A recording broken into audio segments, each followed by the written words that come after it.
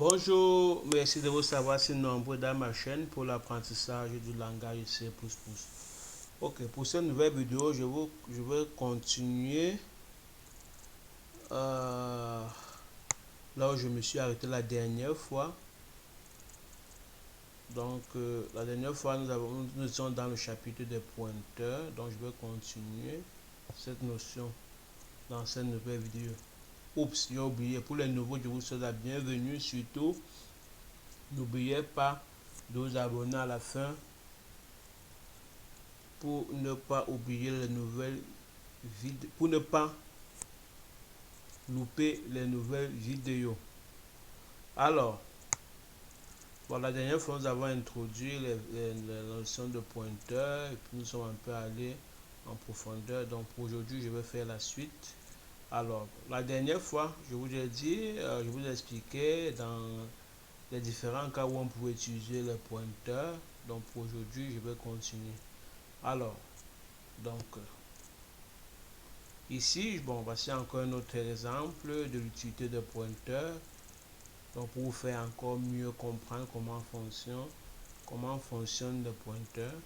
Donc, ici, en fait, cet exercice consiste à échanger les variables, le contenu, la valeur des variables entre elles. C'est-à-dire, par exemple, que ici, si tu entres un nombre, deux nombres, alors à la fin, le programme va prendre la valeur du premier nombre, la valeur du deuxième nombre, l'injecter dans la valeur du premier nombre et la valeur du premier nombre l'injecter dans la valeur du second nombre.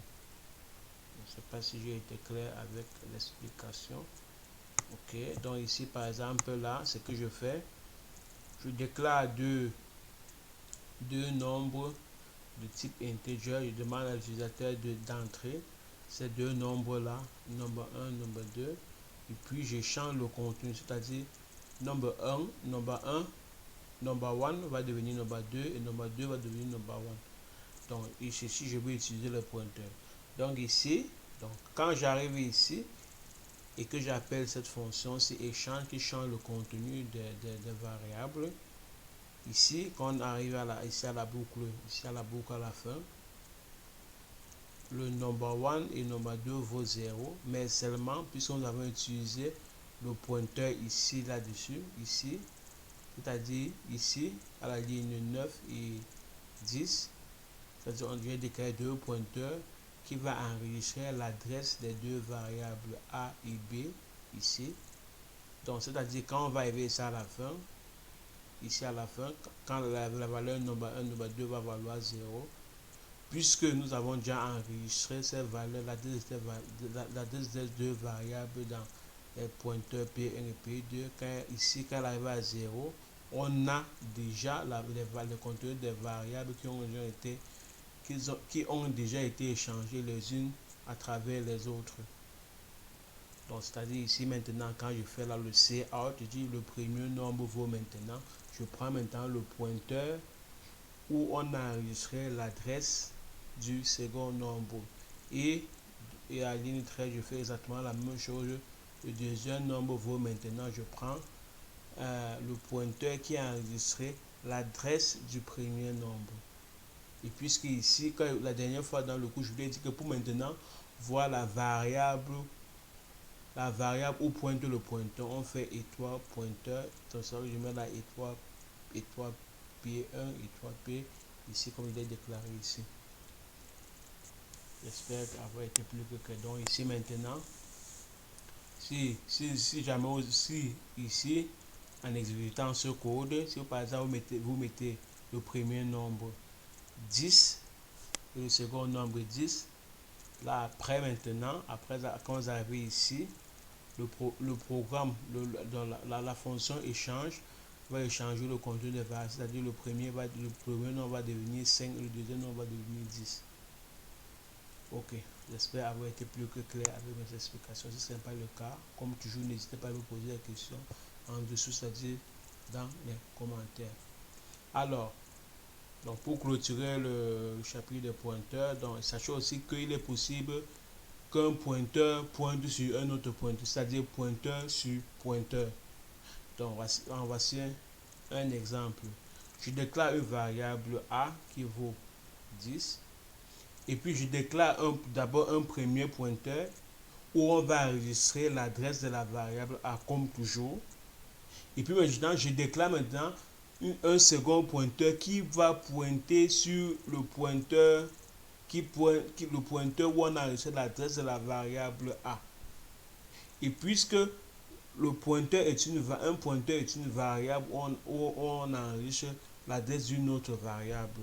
C'est-à-dire quoi ici à la ligne 12, pour déclarer ce pointeur qui pointe sur notre pointeur, je vais mettre 2 étoiles ici parce que ici maintenant, le premier pointeur c'est une variable qui on va mettre étoile point point. Et c'est pour ça que je mets ici un deuxième pointeur pour dire que ça pointe. Donc ça va enregistrer l'adresse du pointeur PA qu'on a déclaré à la ligne 11 ici. Ici maintenant, vous à la ligne 14, c'est là, si vous exécutez ce code, ça va vous afficher 10. Puisque on a appelé la variable où pointe le pointeur PA et le pointeur PA pointait aussi sur la variable A. Donc ça va afficher 10.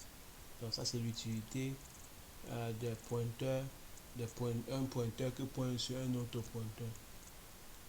Donc ici nous arrivons à la fin de ce chapitre de pointeur. J'espère avoir été plus que clair avec mes explications. Donc j'ai essayé d'expliquer avec un langage le plus simple possible pour que vous puissiez comprendre cette notion qui paraît très compliquée pour les débutants, mais en réalité qui est très simple à comprendre. Donc j'espère avoir été plus que clair avec mes explications. Alors, avant de se séparer, voici un exercice. Donc un exercice consiste à écrire une fonction à laquelle on envoie un nombre en minutes et celle-ci renvoie le nombre d'heures et de minutes correspondant. C'est-à-dire par exemple, si vous entrez 90 minutes, votre programme va générer 1h30 minutes. Donc je vous conseille de faire cet exercice en utilisant les pointeurs bien évidemment pour vous montrer que vous avez mieux assimilé la notion de pointeur. Donc avec ceci, nous arrivons à la fin de cette nouvelle vidéo. Donc je vous remercie vraiment de m'avoir suivi. Donc si jamais il y a des questions, n'hésitez pas à me poser en dessous dans le commentaire. J'essaierai dans la mesure du possible de vous répondre. Alors, comme toujours, prenez soin de vous, car chaque jour est une nouvelle vie. Allez, ciao, ciao. Passez une bonne journée. Ciao, ciao. À la prochaine vidéo. Ciao.